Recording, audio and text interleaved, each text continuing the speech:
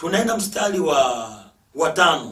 Anasema na tushangilie wokovu wako, kwa jina la Mungu wetu tuzitweke bendera zetu. Bwana akutimizie matakwa yako yote. Anasema sasa najua ya kuwa Bwana amokoa masihi wake, atamjibu kutoka mbingu zake takatifu. Hawa wanataja magari na hawa wanataja farasi, bali sisi tutalitaja jina la Bwana Mungu wetu. Wao wameinama na kuanguka, bali sisi tumeinuka na kusimama. Bwana umwokoe mfalume, utuitikie siku tukuitayo.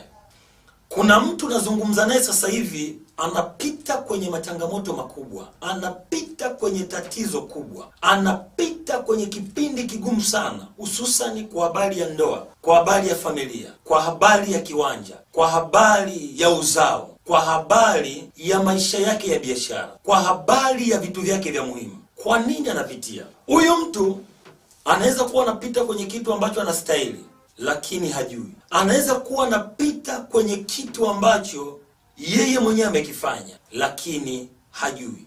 Anaweza kuwa anapita kwenye ndoa ambayo haina furaha, lakini huyu mtu ukimuuliza swali, wangapi wanakuchukia, wangapi wanakupenda, wangapi wanawaza mema kwa ajili yako, na wangapi wanawaza mabaya kwa ajili yako, utagundua wanaowaza mabaya ni wengi kuliko wanaomwazia mema. Utagundua aina ya marafiki alionao ni watu wanaopenda sana kufanya shirki, wanapenda sana kutumia waganga, lakini hawajawahi kusimama na Mungu moja kwa moja. Kwa hiyo hawa ulionao, kipindi unaanza kufanikiwa, iwe ni ndugu, iwe ni jamaa, iwe ni rafiki, ukagundua ni mtu ambaye anapenda sana kutumia nguvu za giza, manake elewa kwamba sadaka zinazotolewa, vitu anavyovifanya, kuna wakati vinakuja kumrudia. Ikiwa alitoa mbele za Mungu, kwenye madhabahu ya Mungu, sadaka inaporudi kuja kuzungumza, haizungumzi kulipa kisasi. Inazungumza kumbariki mtu, inazungumza kumuinua mtu, inazungumza kumfanikisha mtu na uzao, inazungumza kumuinua mtu mahali ambapo moyo wake umeinama. Kwa hiyo mtu huyu anaanza kujikuta anapita kwenye changamoto nzito.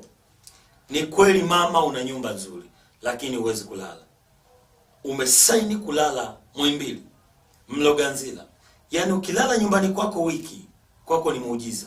Huyu mtu amenunua gari nzuri, kubwa, la thamani, lakini lile gari kila siku linampeleka hospitali. Kila siku linampeleka kwenye kutafuta uponyaji wake. Limeenda kwa mganga Tanga, limeenda kwa mganga Tabora, limeenda kwa mganga Manyara, limeenda kwa mganga Bagamoyo, limeenda kwa mganga Kilwa, limeenda kwa mganga Iringa, Mbeya, Mwanza, Sumbawanga, Katavi, Songea. Kwa hiyo huyu mtu zile ruti alizokuwa anazifanya akiamini anapata msaada. Wengine wameenda kwa habari ya biashara zao, wengine wameenda kwa habari ya kazi, wengine wameenda kwa habari ya mahusiano, wengine wamepeleka majina ya waume zao na wake zao na picha zao kwa waganga. Wakashindwa kuelewa ya kwamba kile anachokifanya lazima kimrudie.